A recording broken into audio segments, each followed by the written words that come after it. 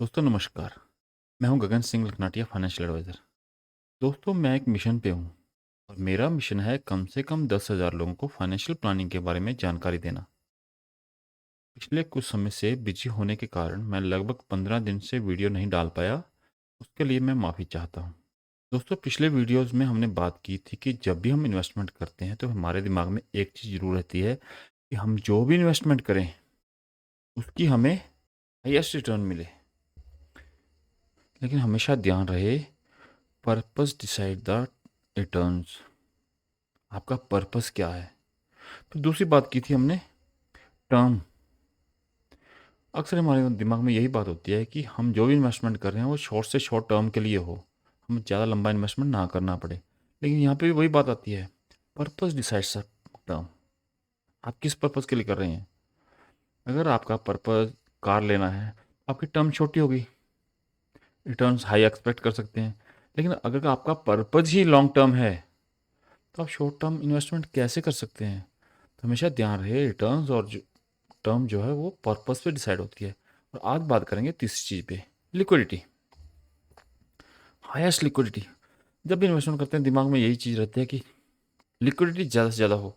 Liquidity का अर्थ क्या है कि जो भी पैसा है मैं जो इन्वेस्ट कर रहा हूँ, जब मुझे चाहिए अभी, आज ही मेरी जेब में हो।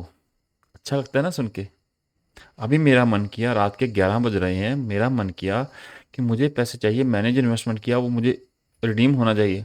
अभी मैं फ़ोन पे जाऊंगा, पीसी पे जाऊंगा, क्लिक मारूंगा, मेरे अकाउंट में आ जाएंगे, गूगल पे से मैं अभी जाके किसी को पेमेंट कर सकता हूँ। अच्छा लगता है सुन के, है ना। चलो इसको दूसरे तरीके से समझते हैं, एक कहानी के थ्रू। दोस्तों कल्पना कीजिए, आज से 3 साल पहले 2022 में जुलाई महीने में ही आपने एक डिसीजन लिया। आपने डिसीजन लिया कि हर महीने 25,000 रुपया मैं इन्वेस्ट करूंगा। कहाँ पे।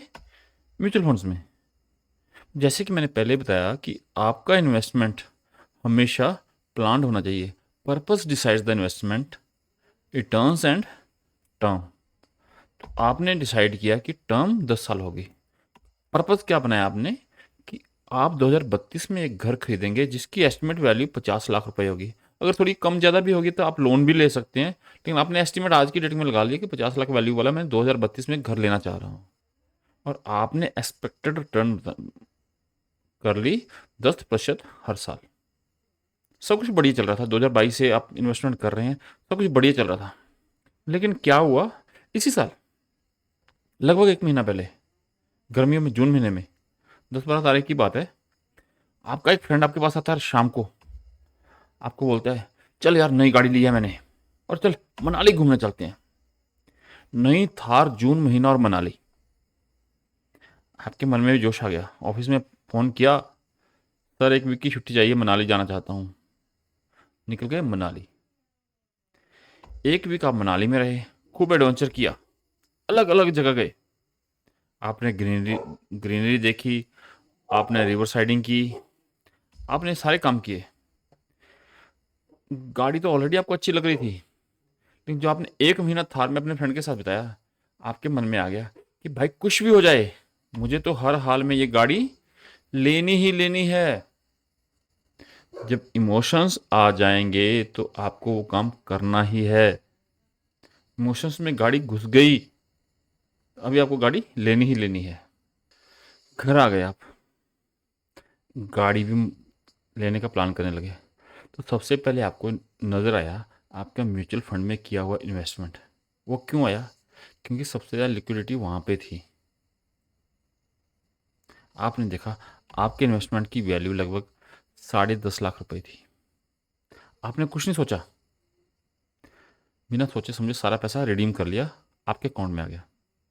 अभी आपके अकाउंट में 10.5 लाख रुपए है। आप बैंक में जाएंगे उसी ब्रांच में, तो 10 लाख का लोन तो आपको दे ही देंगे वो आसानी से। तो आपने बाकी लोन ले लिया लगभग 10 लाख रुपया, और गाड़ी आपके घर। एक वीक के अंदर अंदर सारी कार्रवाई हो गई। भाई बहुत प्राउड फील हो रहा है, मैं थार ली है। नहीं, क्या अंदाज है है ना प्राउड की बात। लेकिन कभी आपने सोचा इस थार के बदले में आपने क्या क्या खोया? गाड़ी के इमोशन तो आपके मन में आ गए, लेकिन आपने कुछ लूज भी तो किया होगा। गाड़ी तो आपके पास आई, लेकिन आपने लूज क्या किया? सबसे पहले आपने अपना जो 10 साढ़े 10 लाख रुपए का इन्वेस्टमेंट कर रखा था अपने ड्रीम घर के लिए, वो खोया। सही है ना? नहीं, आपने सबसे पहले अपना ड्रीम हाउस जो आपने घर प्लान किया था वो खोया। के साथ साथ ही $10.5 लाख जो आपने इन्वेस्टमेंट कर रखा था, जो ग्रो करता, वो खोया। जब कॉर्पस बड़ा हो जाता है उस पर रिटर्न हमेशा बड़ी मिलती है। अभी आप जीरो से इन्वेस्टमेंट करना शुरू करेंगे $25,000, तो आपका कॉर्पस वैल्यू छोटी होगी, उस पर रिटर्न भी कम होगी। तो आपने एक बड़ा कॉर्पस जो कि $10.5 लाख था वो भी खोया। साथ ही साथ आपने अपना ड्रीम हाउस भी खोया। तीसरी चीज, साथ ही साथ आपने लगभग $9.5 लाख का एक लोन लाइबिलिटी अपने सिर पे खड़ी कर ली। कहाँ आपने पैसा इन्वेस्ट करके बढ़ा रहे थे, अभी आप लोन लेके इंस्टॉलमेंट्स पे कर रहे हैं। पहले आपके पास कोई भी दूसरी गाड़ी थी, अभी आपने थार ली, तो लाइफस्टाइल बड़ा है। लाइफस्टाइल बड़ा है तो हर चीज भाई थार के हिसाब से चाहिए ना। तो आपका लाइफस्टाइल बड़ा है, उसका खर्च भी बढ़ गया।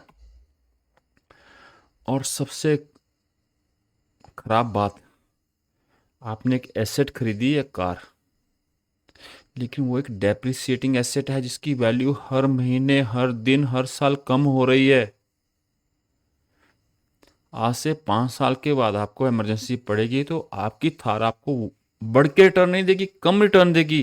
जितने की आपने खरीदी है उससे आधे से भी कम रुपए देगी।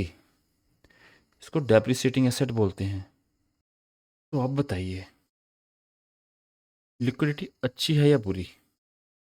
लिक्विडिटी थी, क्योंकि सबसे ज़्यादा लिक्विडिटी म्यूचुअल फंड में थी। आपकी एफडी थी, आरडी थी, बैंक में जाते टाइम लगता, आपके पास लिक्विडिटी थी, आपने सबसे पहले म्यूचुअल फंड को विड्रॉ किया, उसको रिडीम किया। मेरी नज़र में लिक्विडिटी अच्छी भी है और ख़राब भी है। सब कुछ इस बात पे निर्भर करता है कि आप लिक्विडिटी का इस्तेमाल किस प्रकार से करते हैं। तो यहाँ पर भी मैं वही बात कहूँगा, पर्पस डिसाइड्स द लिक्विडिटी। आपके प्रोडक्ट की लिक्विडिटी कितनी हो ये आपका पर्पस डिसाइड करता है। अगर इस कहानी में आपके पास लिक्विडिटी कम होती, कहीं आपका पैसा बंधा हुआ होता, शायद आप उस इन्वेस्टमेंट को कंटिन्यू करते, आपका वो कॉर्पस बढ़ता, पैसा बढ़ता, बड़ा पैसा बनता वो। लेकिन नहीं, लिक्विडिटी थी, आप गए और आपने फंड रिडीम कर लिया, पैसा विड्रॉल कर लिया। आपका गोल था वो खत्म हो गया, आपका घर बनने से पहले फिनिश। ये सब कुछ हम पे डिपेंड करता है, आप पे डिपेंड करता है। इसलिए कहते हैं कि हर जगह थोड़ा कंट्रोल रखना ज़रूरी है। कहा जाता है कि पैसे कमाना एक कला है, लेकिन पैसे बचाना, उसको बचा के रखना गोल तक, ये उससे भी बड़ी कला है। आपने देखा होगा बहुत सारे लोग महीने का $5 लाख सैलरी लेके, $10 लाख सैलरी लेके कुछ नहीं बचा पाते। अल्टीमेटली कोई बड़ा कॉर्पस खड़ा नहीं कर पाते।